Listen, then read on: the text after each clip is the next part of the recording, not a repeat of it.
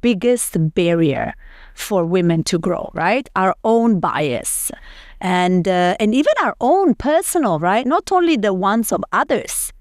Because we as women, and that's one of the key things, put our own limits on ourselves. Hey Gooby, you're now tuned into Buddy Time. In today's episode, we're diving deep into the world of gender equality and women's economic empowerment, uncovering the root causes of inequality and exploring actionable steps that drives change with our guest speaker, Sara Danzeo. Ready to turbocharge your day with us? Let's begin our voyage!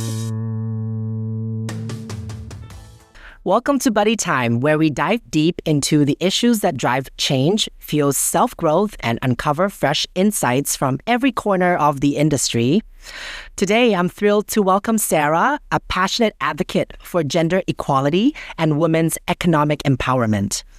In this episode, we'll explore the root causes of inequality, share evidence-based insights, and uncover practical steps that individuals and organizations can take to foster meaningful change. Now, let's welcome our very special guest today, Sara. How are you today? I'm good. Happy to be here. Oh, I love that. I love that. Would you like to tell the listeners a little bit more about yourself? Sure. So I am originally from Italy, actually, and I've been here in Thailand now for 7 years. I hope nobody judges me because I don't speak Thai. Just a little bit, just nit noi. But yeah, so I'm here into talking about gender equality. As you said, I'm very passionate about it. Been working with the UN over the past 4 years now, with UNDP, with ESCAP, and now I just signed with UN Women. But my career path has not been as linear. So before this work, I was actually in Miami, Florida, working. I was into business development and international trade. So I just relatively recently got into this. Like, you've been here for 7 years. How did you end up, going from Miami to Bangkok? How did you choose Bangkok? Right. Well, it was a love choice. So my husband, that at that time was my boyfriend. He moved here first. He got a job here. And my company at that time allowed me to move and to transfer here with the job. So it was an easy choice, Since I got in Thailand, I fell in love with the country, with its people. And we are very happy here. So now I have 2 kids and enjoying Thailand and his beautiful life. Because you said that before you came to Thailand, you were working more in the business sector, business development. But now in Thailand, you're very dedicated towards the women empowerment. How was that transition for you? How did that happen? I had a little bit of a call in the sense that I've worked into different sectors and primarily into business development before Thailand. But then all of a sudden I wanted to do something different. I wanted to use and transfer my skills into something more meaningful. And I think we had a chat before about how people today, especially young people, they want to do something more meaningful. They want to have a purpose in life, differently from our, older generations that they just wanted a fixed income. Now, young people, professionals are looking for something more purposeful, and that was what happened to me. I just wanted to do something with my skills, and so I transitioned into the impact sector, which wasn't easy. But I think if I learned a lesson is that it is possible, and that's what I want to share with everyone, really, that if there are people out there that they want to change their job, they can do it. It just takes a lot, right? A lot of persistency. Obviously, portraying yourself as someone that has the experience that is transferable to a new sector. And I worked a lot into creating the network.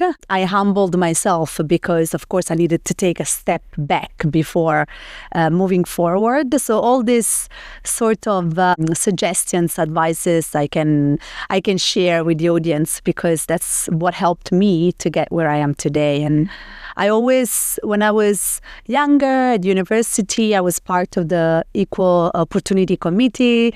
I did a thesis on child custody that highlighted the shared custody between parents. So all these signs of how the topic of gender equality was significant to me were already there. And then all of a sudden I felt that was more and more what I wanted to do, to work to advance women's rights, and particularly in the field of the economy. And so about women participating in the economy. I think that when you brought that up, that was also a question that I had when you were like introducing about the past as well. I'm wondering, out of curiosity, when was the change for you when you realized that women empowerment was the channel that you wanted to channel your purpose into? Because to me, a lot of people, and then we're talking about buddy time here on this podcast, right? The whole purpose of the podcast here is for people to identify their purpose and like find the passion that they want. And most of the time, even for myself, it's really hard to really understand yourself, you know, what you want to do and what you want to channel your purpose into. When was the moment for you, or how did you end up realizing that women empowerment was the sector that you wanted to go forward and advocate for? So as I said, like there were signs that I really liked the area of gender equality, because I already did things before around the topic. But I feel that this issue resonated with me also personally. In the world of work, I personally had sexual harassment. Men used to talk to me in a way that I was a girl, not as a professional. And also I felt that I was paid less. And that frustrated me. I mean, why would I for the same job, I need to be paid less just because I'm a woman, just because I'm not as skilled in negotiating? So this definitely frustrated me to the point that I investigated more into the subject. And then as I started working with the UN, I focused more on intersectional work. So I was working for a project called Fair Biz to promote a fair business environment. But within that project, I focused on empowering women entrepreneurs in Thailand to gain more knowledge about business integrity, how to be more competitive, and the same thing also in Indonesia. And I saw that was energizing me. And I think that's also the key, right? When you see that there is a certain thing that energizes you, that gives you that sprint, you realize that. So from one side, it was frustrating me, and I wanted to make a change. It resonated with me personally because I had a history, but also, I always loved dealing with women and seeing that improvement into women's life. I think that's so beautiful that when an individual, they're able to turn the negatives in their life into something positive, and even to enhance that by helping others who could probably experience similar thing. I think that's so powerful and so beautiful as well. And I think that's also I think that's also one of the reasons why we kind of connected, and because with us, this is also something that we're trying to create, like with a purpose, right? Like for us, we want to create a community for the young adults, especially for them to, in a way, like we want to create different kind of experiences for them to find a fulfilling path for themselves, and we want to be the place where we can support them. And I think it also comes from some of our past experience as well, that makes us why we want to do this. But move back to the topic of women empowerment. With your past experience in both work and also in UN and in helping so many other women out there, for anyone thinking about moving into the impact sector, what advice would you give them? So are there any key skills or mindset changes that should focus on for this kind of career shift? So I think for people that want to move into the impact sector, really today, the impact sector is not just the UN. there are many companies, firms that are working into this. And I think that's the first awareness that I'd like to raise, because sometimes you tend to look at these organizations as, those big organizations, but there are a lot of them that are doing great work out there. And these organizations are in need of key skills that are part of, the professional skills like technology or any type really of skills. So it's just a matter of showing that it can be transferred to that organization. So I think, take your CV and massage it in a way that that it can completely be adapted to that job role. Because at the end of the day, they're all looking for administrative, work, or the area of HR. So anything can be transferred. There's not a huge difference into the organization. I think that they're also looking for different skill sets. In today's world, we're all looking into collective action, which means that, partnerships are needed, and multiple stakeholders, multiple people, diverse people are needed. And so there is more, I think, opportunity to get into the impact sector than before, where it was a little bit of, okay, you take a career in international affairs and that's what you do all your life.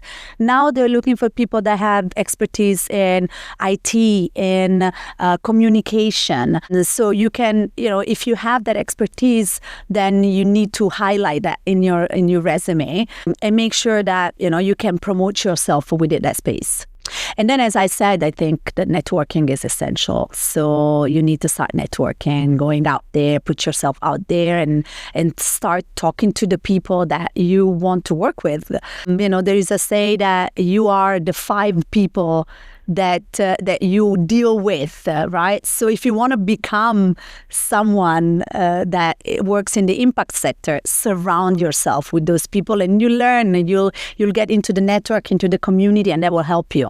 I want to touch upon the keyword here that we keep repeating of impact sector a little bit, just so that maybe some listeners want to understand a little bit more, like what is an impact sector, right? Because maybe our listeners are not really from like the business realm, and they might not understand a little bit of like what is the key differences between that. So my question is, what are the big differences between like, working in a regular, business field of things and working in the impact sector? I think that primarily when we talk about impact sector, we are looking at companies, organizations whose aim is to create impact, social impact, environmental impact. So the purpose, the direct goal of the organization is to make an impact on people or planet.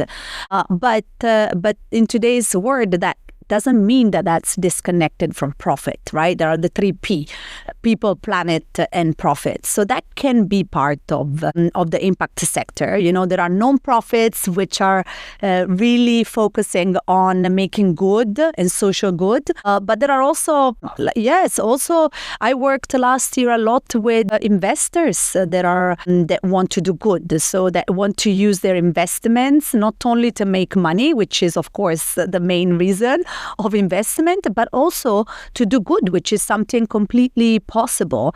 And that's the reality today. Like, we don't have to think about 2 separate things. Making impact can happen simultaneously to making money. In your suggestions just now, you also mentioned about community, about networking, about surrounding yourself with a group of people that you resonate with, or even with a group of people you look up to.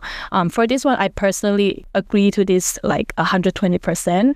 And this is also why we are trying our best to create a community as well. So my question would be, do you have any advice on how can we actually build a supportive community? And if we are already building a community, do you think it's possible for different community to actually join hand in hand and merge together so that each small bubble can become more impactful by holding hands together, right? Because you also talk about partnership. These days, it's not anymore about, I'm building this community for my own cause only, But if we talk about partnership, shouldn't it be, I build this one community, but then I also see you build, it could be a very different community or a very similar community, but is it possible for us to join together and so that the bubble can become bigger? Absolutely. I think you're spot on. This is the point. We need to create those partnerships. And I think that it is absolutely possible to join hands. I think today people, even post-COVID, I've seen lots of businesses, organizations think much more innovatively over the partnership models. What is a partnership today? It could be a collaboration, it could be an exchange, anything is part of that cluster of partnership, it could be just when you say like working hand in hand, sometimes it's just sharing, having this opportunity to share, or sometimes it's cross-fertilizing. Okay, I have this idea. Why don't we make it happen in your organization or in your community? There is so much that can be done, and it's not always expensive. That's the best part about it. The partnerships don't have to be expensive. They can be cost sharing. They can be just exchange of knowledge, which is super powerful. So yeah, absolutely. But while you were talking, I was thinking also something else, which is more related to that creation of that community. And it's something that I personally done in my life. And I think that looking at personal development and how to get from one place to the other, surrounding yourself, of course, right? Being part of a community is excellent. But I went a step forward and I asked for mentorship. So I looked at who I wanted to be. And I asked those people to mentor me and just spend some time with me, not a lot, half an hour, once a month, but spend some time with me and I want to learn, right? I want to see from them how did they get there? What did they do? And just, 2, 3 people, key people, strategic people for yourself, not necessarily to get something from them, but or to get connections or a job or money or partnership, but just to learn. And I think, that's a suggestion that I would give to people, to just come up with those strategic people and just ask people. Normally they will help. If they can, half an hour, they will have a chat with you. So that's something that people can do. I love that suggestion so much. And coming from like a very, myself, I come from like the arts, entertainment sector, and I learn a lot through practical doing things, and by the best way for me to also do things is to learn and shadow someone. So your advice on how to better yourself in terms of going towards the goal of who you want to become is like to find that role model and then shadow them. And I agree totally. Like you don't really it might not be about money. It might not be about status or anything or connections. It might be about every of those things as well. And that's okay. But it's just being able to shadow someone that you look up to is such a great advice. So thank you for that. Oh my God. Sure. No, but it's true. It helped me. I'm sure that, it will help other people. And I think maybe just to circle back these advice towards women. And unfortunately, we don't have those many role models. And that's one of the issues. And I've noticed that, especially in Southeast Asia, in my work, bringing those role models and bringing those successful women and showing them to other women is so powerful, because that's one example of, you can do it. And that is very, very powerful, very inspiring for women. And, we don't have enough role models. And that's what we are pushing, right? We're pushing to have more women into places that are different, or workplaces, leadership, or things like that. So it makes a lot of sense to me, because growing up in like the Thai culture as well, I'm speaking from just like a cultural point of view perspective. A lot of like the cultural structure in Thailand that I've perceived or experienced growing up is, women stay at home and then the men go out to like earn the bread money and then they come back. So in turn, women doesn't have a lot of space where they can showcase themselves and the people that they want to be. So it makes sense to me that role models are harder to find in the Thai market. So I think this is a great bridge as well, because I wanted to ask you whether or not you think that women have the same rights in like 2025 these days as men, especially we can even talk more specifically in like the Bangkok, area, or like Thailand area or Southeast Asia, that because you are so immersed in that as well. Like, what is your experience through the job that you do as well? How do you see women's rights in Southeast Asia or Thailand? Yeah, sure. Thank you for the question. I think no, women in 2025 don't have equal rights, unfortunately, than men. And it can seem strange to some, but actually, even recent data shows that we would take, at the pace that we are working right now, we would take about 132 years to reach equality, according to the World Economic Forum. So not in our generation. So exactly, not in mine for sure. So yeah, not in our genetic. If we go with this pace, and we all have seen the recent regression that we had over the past just month when it comes to equal equity and inclusion, right? So I'm scared because I think that number can even increase over the next years. But no, the women are not. Actually, Thailand is a great example for women, women's empowerment, because we have here one of the highest number of women into the board. So about 32% according to UN Women, and that's a very high number, which is, it's not the goal, because the goal again is 50-50, but Thailand has a lot, and I think that's linked with the fact that power in Thailand and in Asia is very linked with families, and so families tend to include also the daughters into the business.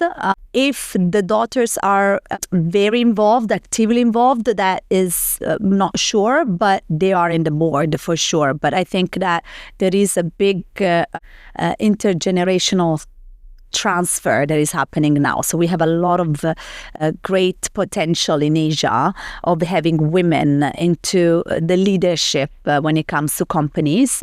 So Thailand is doing good, but obviously there are still lots of setbacks when it comes to gender equality. As you said, unpaid care is one of the key issues. Women have the major burden of taking care of the children, in Asia, particularly in Thailand also. Elderly, because there is a very, I would say, honorable tradition of taking care of the elderly here, more than other places in the world.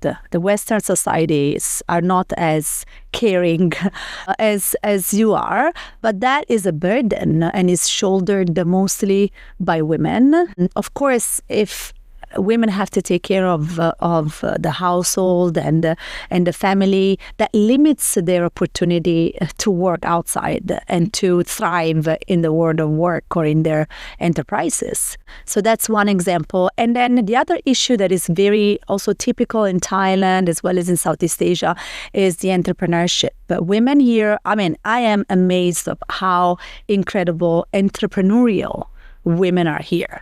They are hard workers and they open businesses, but often they work in informal sectors. So they don't have social protection, they don't have loans or financial access, and that again limits their ability to scale up, to grow. And that's the issue that we have with women. Yes, we have women that are in the workplace, we have women that are in the entrepreneurial sphere, but they don't grow because they have to take care of the family. They don't have the same access to market, to investments, to finance, and they just remain small. And that's the problem that we are trying to break, right? How to level the playing field, how to create that enabling environment for women to actually grow if they want to grow, to have that access to the economy like men do.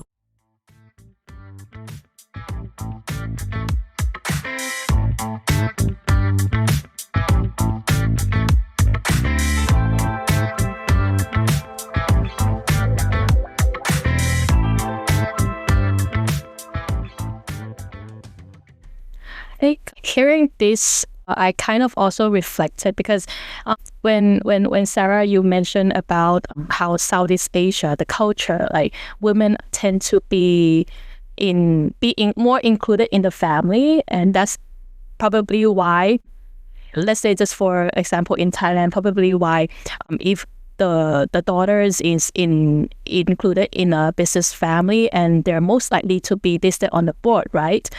But the limitation would most likely be once the daughter wants to start a family, they might also have to spend time to look after their family. But unless maybe there's some other, should I say, service or I don't know, like that help take away the time where the women have to handle the family. I'm just assuming, right? But at the same time, you also mentioned about the differences, like, let's say in the Western world, where women are more, I think my understanding is more individualism, right? Sure. If women in the Western world are more individualism, then would that increase the chance of them also being like a entrepreneur? And also, even if they are not sort of like included in the family business, but is there also a chance where women in the Western world, where they're more individualism, can also build themselves out, develop themselves into an entrepreneur? Is the Western world already well prepared to support women who are ready to become an entrepreneur? And also in Thailand, if I reflect on myself, right, me starting this company, I definitely have a very, I consider myself blessed and privileged somewhat, because without the support of my family, I don't think I would be able to become like an entrepreneur that easily. So that really aligns with what you share. It is because I have the support from the family. That's why I'm able to start this entrepreneurship even easier than some other people. And in fact, it is also because, well, my family comes from a business background. I grew up with this kind of mindset. So it also, again, makes me easier to, okay, I want to have my own thing. I want to do my own thing. Once I found my purpose, I want to create something that is impactful. I want to just do the things. And I believe that this kind of courage doesn't come easily. But I am privileged enough to have that because I have, like a family support system. But if for those who doesn't have this kind of family support, especially in Southeast Asia, where the family business is always a huge thing over here, for those women who doesn't have this kind of support, do you have any advice to how can they start developing themselves and be able to grow themselves as well? Including myself, I also have the question, okay, now I've already take my first step into entrepreneurship. How can I grow bigger? This is also my question after hearing from your talk just now. I want to grow bigger too, but how, right? Yes. No, and thank you so much for sharing your journey. I think that's very valuable. And I think that, yes, you're right. You are what we categorize as an opportunity entrepreneur. So someone that is following the opportunity, not the necessity. Like, okay, I need money. I need to, sustain myself. So you come from a family that has been already in business. You know what it is. You have the means to create your own business. But still, even for women like you, there is evidence that shows that, for instance, from the aspect of financing. So in case you want to get money from an investor today because you want to grow, you want to buy another real estate property, whatever, that's a challenge. Like recently, private funds, they provided 2.2% went to women-led enterprises, talking about a minuscule amount of money that goes to women. And Harvard University did a study and showed that interviews from investors are different if in front of them there is a man or a woman, because the questions that women are asked are more about risk.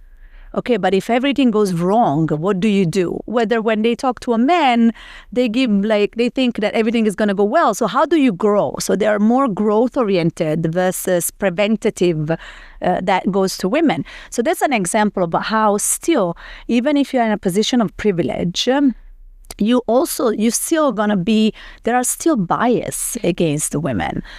So I think, what can you do? I think, keep yourself within the entrepreneurial community. Like, for instance, I know I've been also an entrepreneur myself, and in Thailand there is something called the We Can, is a small cohort of women entrepreneurs.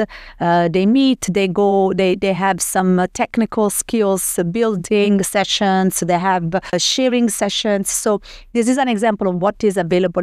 I think the cost is minimal to be part of it, but that's an example of what you can do to grow your network. But that's an example. But I think the work is what me personally, as part of the organization, as UN or other government organization, we need to be part of this, and we need to make grow. We need to create that ecosystem where women can access upskilling, when women can access money. And this is the job that we're doing, because sometimes it doesn't depend on you, really. Even like when, again, like in the aspect of financing, which is a major barrier for women to scale up. Sometimes in Asia and in Thailand too, the way you get money from investors is you go play golf. You go drink. Sometimes it's drinking. A woman doesn't want to do that, right? You don't want to go into a night drink. And so things have to change to give the opportunity to women to grow and to scale up their businesses. If women could grow and scale up their businesses at the pace that men do, we could be doing $2 trillion to $6 trillion dollars to the GDP. So it's a lot of money. What I'm talking here is not just, okay, you do it because it's good for the society, it's the right thing to do, women are kind, why don't we help them? No, it's really an economic decision.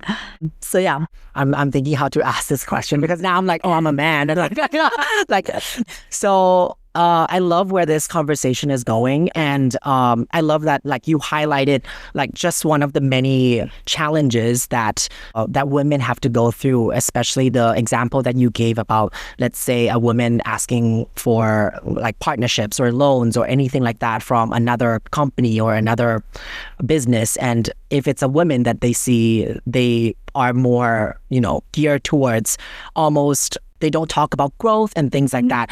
With that example, it made me think, with you doing the job that you're doing, which is empowering women to be able to overcome these sort of challenges, I'm thinking you're trying to solve the problem of a problem that exists. You know what I'm trying to say? And it's like really, I can only imagine how complicated that is. And what are some of the, like, you would say, the major burdens or barriers that you go through yourself in order to overcome this? And I say, I'm asking this from a very respectful point. Like, you're also a woman doing this for women. So if you were to also do it, don't they also look at you as a woman, and then they're like, well, of course you're going to side with them because you're a woman? Like, it's just so psychologically really tough. So how do you deal with all of this, and what is like the effective way for you to do this? Oh yeah, okay. I think you're super respectful, by the way, and I think that you showed me already before that you are a champion of equality, because you are very open to have this conversation. So I think we need more men like you, and that's the key, right? Like, how do we engage more men into the discussion? Because sometimes it's only women talking about women for women, and that's a closed conversation. So we tend to, like, in our events, we tend to invite men and men that care, right? Because we cannot make this shift without the collaboration of men. And I think that recently there has been more interest, because it makes more business sense, right? Like, there is examples that companies that have more diverse leadership, they perform better. So you want to have women at the top with you, because you're going to make more money, you're going to have more retention. Companies will thrive more if they have more diversity. So that's one reason why men now are, I think, starting to see this not as an isolated thing that women take care of, but it's a problem that regards also them. But also you want to be part of this because I hope that men today want to break out from the toxic masculinity that has been, on their shoulders all their life. Men cannot, express their emotion. Men have to be the breadwinners all the time. I mean, imagine if you can actually share that responsibility. Isn't it easier? Stay home once in a while. Right. Isn't it nice? Right? Isn't it nice to share that burden, to not have that pressure on yourself always that you have to be the strong breadwinner? You can't, I'm just thinking this is probably very basic commentary, but I watched the Sony Ericsson, what was it, the one of the tennis tournament in Australia recently, and the two winners, they were like full of emotions. One that won, the other one that lost. They wanted to cry so much they couldn't cry. They had to stop themselves because that's the portrayal of men, right? The man doesn't cry.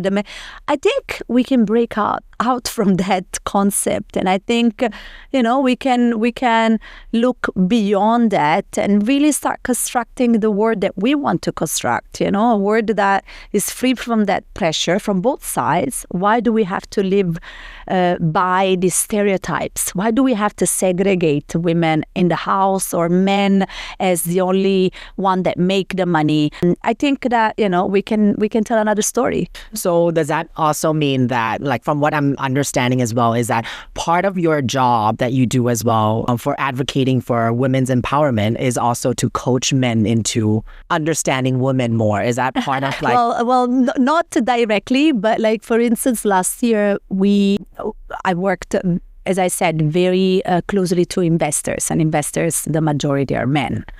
And we tried to show what is the benefit of investing in women, not from a business perspective. So to try to break those bias that they have towards women. So yes, it's part of sensitizing the private sector, the men, the leaders, the investors, to look beyond the stereotypes and what they think that women and men should be. I think I really like that, Sara, you shared that in this whole process of helping women, one of the biggest thing that we will also have to consider is inviting men to be part of the process as well, because I really love that this is not a isolating thing.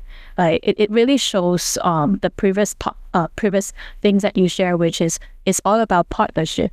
In anything that we do, even if we're trying to build a community, even if we're trying to make a change, we should include everybody else. And even if the topic is to help women, it doesn't mean that we are only women helping women.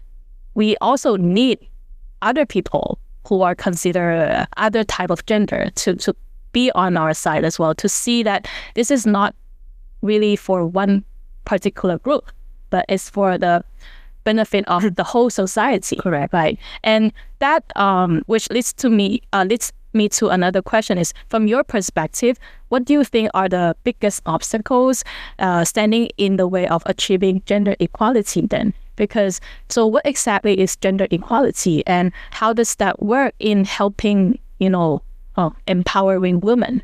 Yes, thank you for that question. I think, Chen, the main barriers are social, cultural norms. Is really what, the thing is, we grow up since we are small, with the idea that there are certain roles that we have to take. And I have two kids, one is a boy, one is a girl, and I find myself guilty sometimes of buying the pink shirt for the girl and the blue shirt for the boy. But, this is something simple, but I do realize that I have my own bias, and because I grew up with that mentality, and that perpetuates into the world of work, into the entrepreneurial sphere. So I think we all need to reflect over our cultural norms and concepts, and really start thinking how we can break that, like increasing our self-awareness of what we are doing in our own life. If we really are limiting ourselves because we feel that, and I think actually this leads me to something which is an exercise that I've done once with some government officials in Southeast Asia during a lecture. And maybe our listeners, and maybe you here can do this exercise, a little exercise, right, to challenge our own bias, which we all have, and they're unconscious. We don't know that we have, but we actually have, all of us. We grew up with this idea that women have to do certain things and men have to do other things. So I think what is the exercise? So I'll invite everyone that is listening to us to take a pen or pencil and a paper and basically start drawing yourself as if you were of the other sex. So Sony, you're a man. You can draw yourself as if you were a woman. And Chin, you're a woman. You can draw yourself as if you were a man. And as you draw yourself, start thinking, you have long hair, you have a skirt, you have pants, and then start going a little bit deeper and think, what are you doing? What's your job? In which field are you working? For those of you trying out the activity, here's some music for you to pause and do the activity.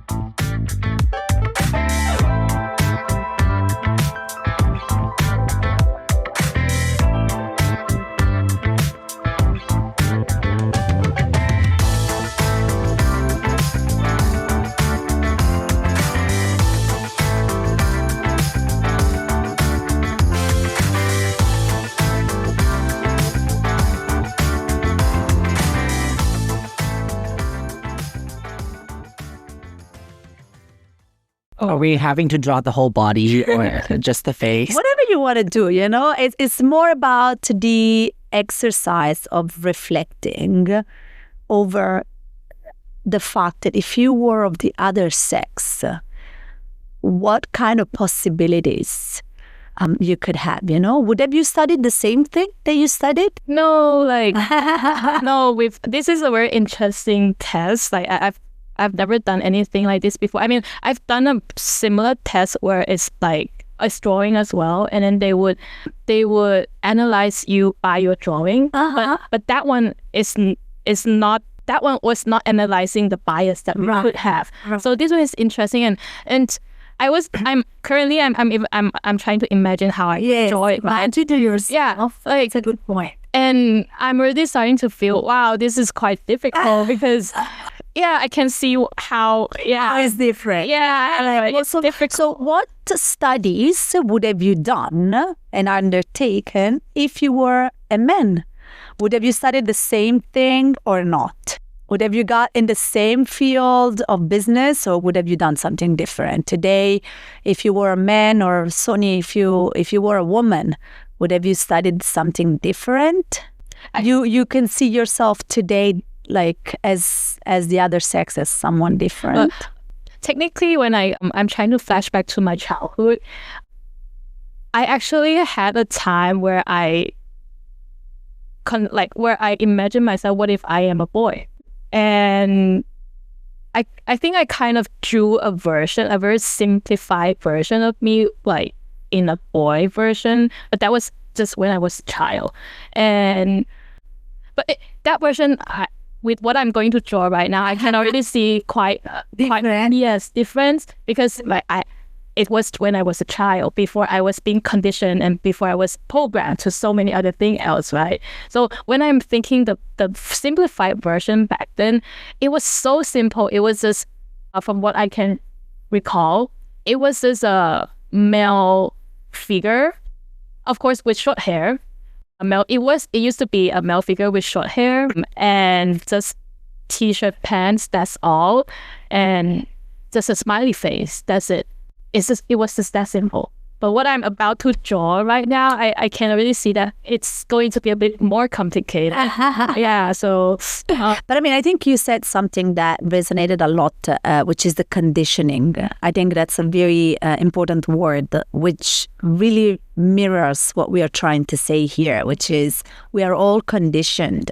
We grew up and we grow with this idea that we have to be, because we are a man or a woman, we have to take that role, and that role comes with certain responsibilities and certain limits. There is lots of data that shows that people tend to see leaders with the traits of men more than a woman. They don't see a maternal figure as a leader, right? That's an example of how that actually can hinder your opportunity to be a leader as a woman, But let me see, I'm curious to see your drawing. Yeah, I was about to say that. I'm about to say that I can relate so much in terms of the topic of conditioning, because while I was drawing a woman version of myself, I realized that I heard, I was listening to Sin at the same time, that she's talking about how when she was younger, when she imagined herself as a boy, she would have short hair.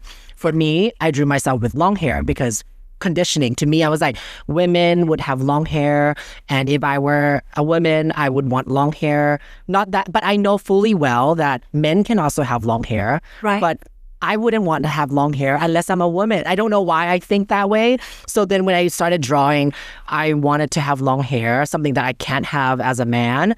And then I'm really into styling. So I've been thinking about this a lot, and I always wanted braids. But then again, I also think conditioning myself, women can do braids because they have long hair. Right. But men, you can't really braid your hair because your hair is not as long as a woman. So, the first thing I drew right away is I wanted braids. I started drawing that, and, and then I focused on things and details that I felt like was more of women features. So I drew long lashes that I think I probably put some fake lashes on to have my eyes a little bit, right, like more filled out, and then maybe my lips are a little bit plumper, all these right. I'm more into these sort of when I'm thinking about myself if I were a woman. But then I don't really care about that as a man or as a person that I am right now. I don't really care about the size of my lips or but I don't know why I have this thought about women sometimes, women might maybe in my own view of how I conditioned myself to also think about women. I think about these lashes. I think about these really minute details that make women. But then you also were saying about the conditioning thing while I was drawing. So I also have this thought. I was like, yeah, oh my God, why? I'm asking myself. Yeah, and I started to ask myself why. And then I was actually about to draw my body. And then I was thinking immediately, dresses. Dresses. I need to wear a dress because women, right? Dress. And then I was thinking should I wear maybe what would you call those, like a cross top or something, or a corset, or these things that are more women oriented, yes. Not something not a typical man would wear. But Sonny, actually, thank you for your honesty. I think that's very important. And I think that's the first step that everyone should take, right? Look really at your own bias, unconscious bias. I mean, there is nothing bad, obviously, and I think that what you're saying resonates with a lot of people. And also, I think Southeast Asia is particularly sensitive to beauty in terms of looking good and, showing certain standards of beauty. And that limits the possibilities, because you're not all of a sudden your main goal in life is to look good, or that's a prominent part of your life, and that is not only what you can do, right? Because if we're looking at equal opportunities, a woman should be able to do anything, should aim at doing anything. Because again, our goal is to create a society that is not just inclusive because it's just, because it's fair, but because it's shared prosperity. And one key thing, when we look at women empowerment is when women make money. So if we look at economic growth, if women make money, it is shown that they reinvest 90% of their money into their family, into their community, versus 30%, 40% of men, or what men reinvest into their family. So when women make money, their family their kids eat better. There is better nutrition, there is better education, they invest more, which means that communities grow better. It's more sustainable. It's much better in terms of sustainable development, right? So that's why we are looking into this aspect, not just because it's the right thing to do. And that's why we want to move away from those stereotypes of a woman that is just beautiful, that, that she needs to sit nicely, talk quietly. That's very common in this area of the world, right? I'm very loud. I'm sorry.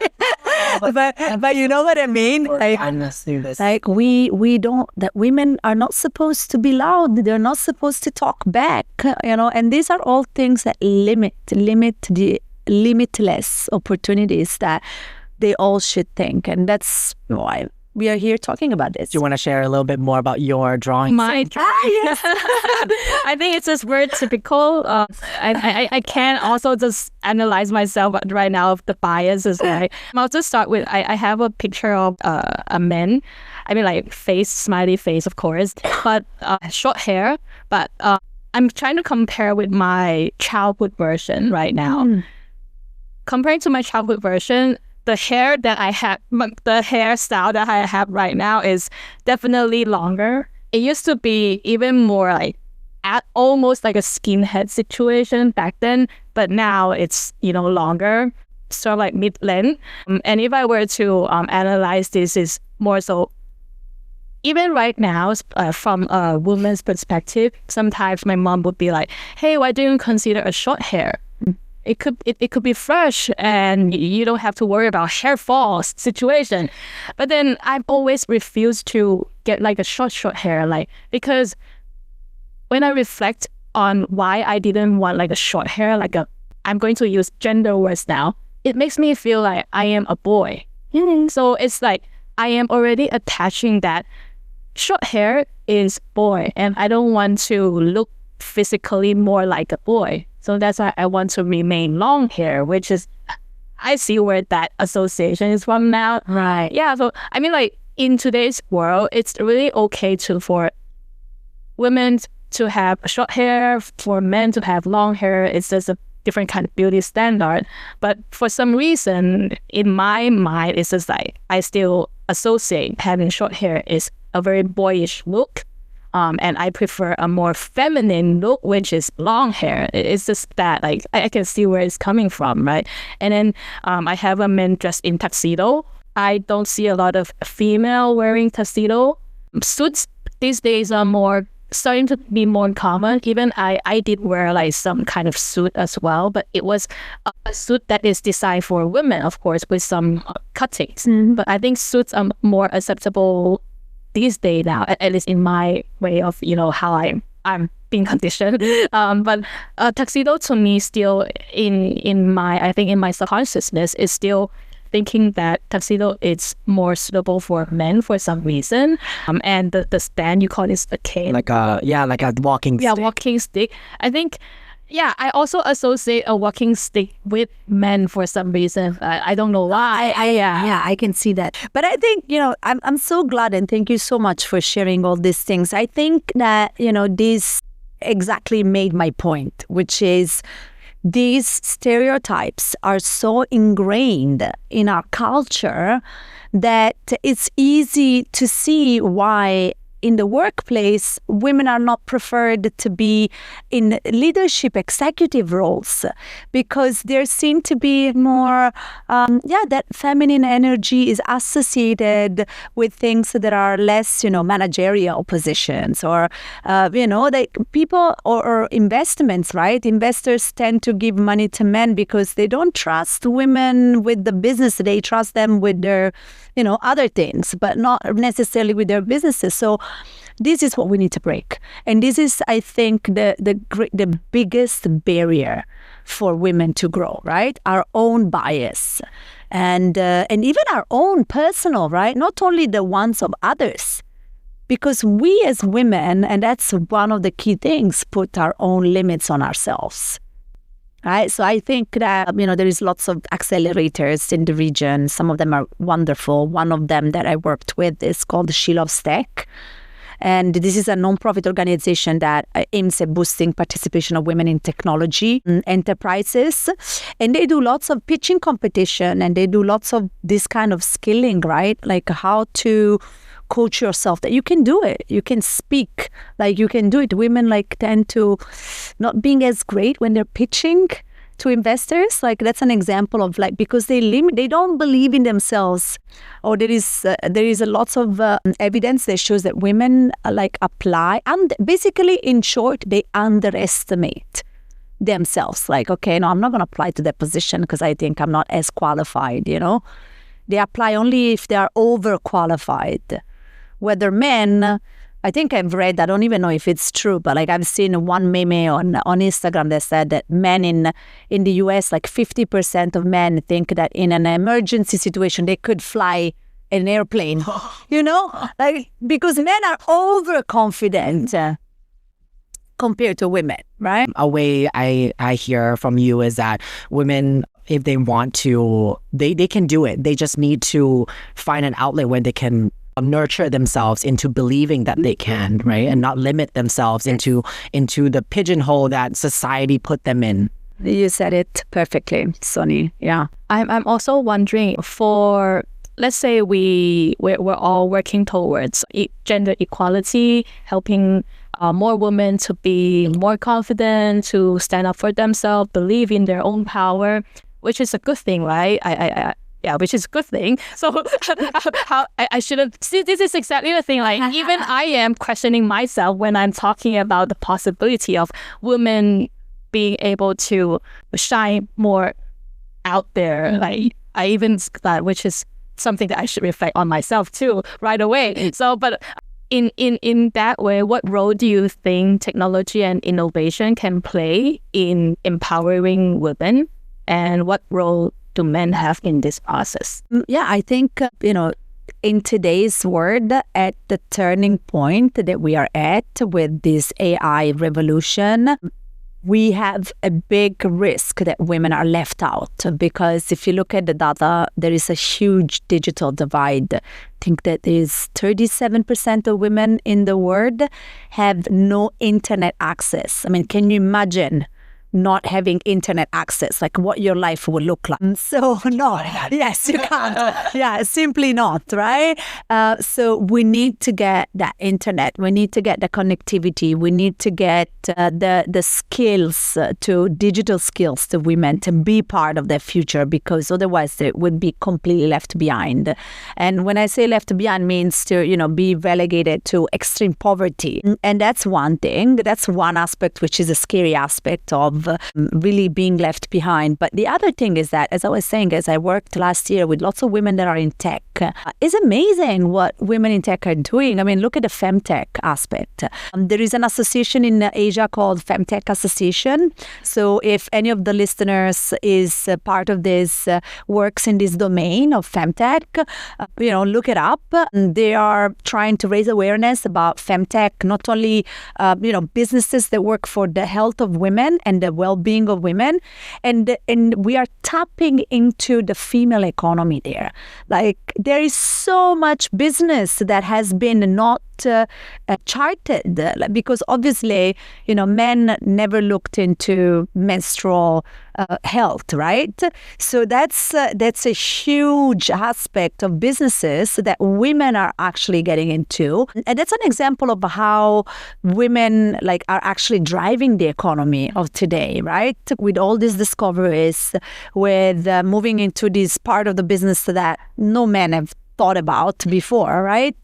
The amount of trials that are just on women is just minuscule. Like there's nothing. So there's so much still to discover. And I think that women and innovation are very close, and they need to be part of the innovation because there is so much more to discover. And when you look at the word, it's 50-50, right? So you have 50% of the population that has so many unmet needs. So that's a lot of business that you can create with that. And innovation, of course, is at the forefront when it comes to solutions and technology. So I think that's a big space to still work on.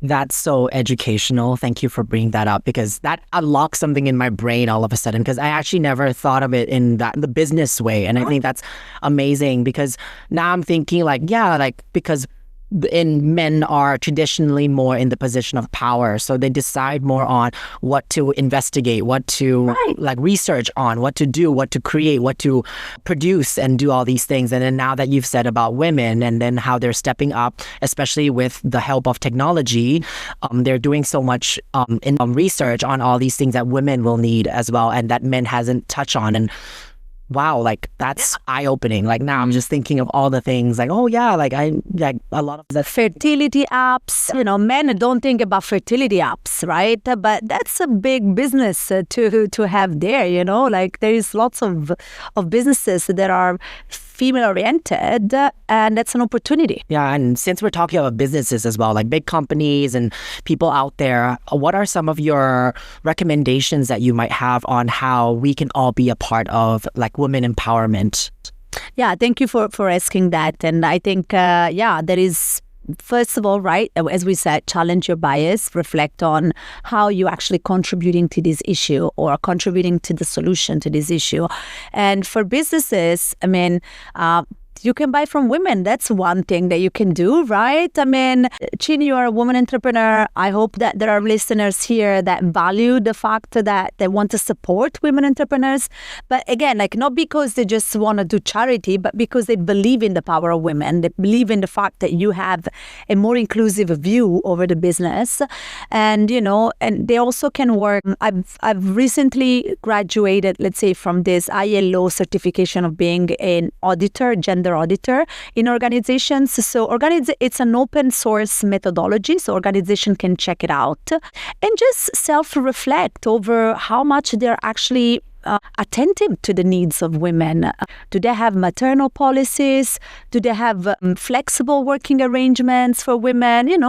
Women, as we said, they have to take care of many things. So if they want to allow women to be in their work and to grow, because sometimes women tend to not grow because they don't have that flexibility into the workplace. So that's one example. So buy from women, facilitate the work within your organization, and challenge your own bias. I think these three things. And I think that one other thing I can add to, your comment about, supporting women and also like Sin, especially as an entrepreneur.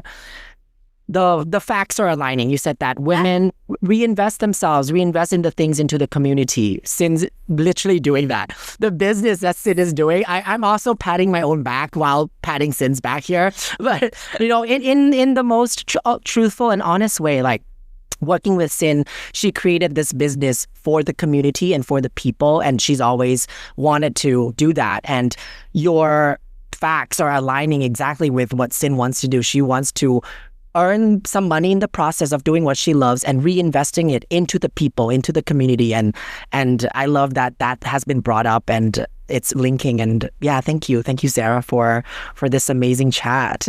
Yeah, to me, I would also like to while we're concluding today's wonderful chat, and definitely one of the most personally inspiring and also meaningful chat with Sara as well, and very educational as well. I think definitely, like speaking from a woman's perspective, right, it definitely feels very empowering and motivating as well.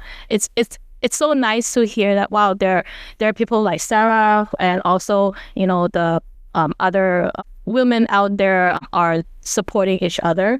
At the same time, I also want to really, one of the point that I love so much is about the partnership part that Sara, you brought up, and which include having the other genders to be part of the whole impactful process as well. If I may to also use our company as an example, yes, I am the founder of the company. Yes, I wanted to achieve something that I consider very purposeful to the community. But again, like one person, I alone will never be able to achieve where we are at today without Sony's help. And Sony is the man, right? And this is to me also is a great example for the things that Sara, you share, which is if we want to build an inclusive community, both feminine and masculine have to be a balance. The 50-50 that you were sharing with us. And I do see that at least with the dynamic between me and Sony, we're working well. Like, I'm not sure if we're really 50-50, but sometimes there could be like 60-40, sometimes like 70-30, but we're always trying to balance ourselves while we're working together. And I think that creates the beauty of the things that we're creating now, because one person is not perfect, and we do need to have people around us, including the mentor that you talked about. Like, I agree so much that we should find somebody who can guide us in the field that we want to achieve. And I believe that so much that even I myself, if I am able to be a role model of somebody, I would love to share that to the people who look up to me too, and to be able to help them to where they want to be. And that's also why we're creating this community too. So I just, everything that Sara, you shared today, it's very wonderful. It makes me reflect on why we're creating this community as well, and how we can be an even more impactful company as well in contributing to the whole gender equality, to helping more women to be more confident, including myself, right? And also how we can build a more inclusive community that can support everyone else on this planet. So thank you so much, Sara, and it's such a wonderful time talking to you. Thank you. Thank you both, Sonia and Chin. It's been a pleasure. Thank you for making me feel comfortable and giving me the space to talk to you and and with your listeners. All right. Thank you. That's a wrap.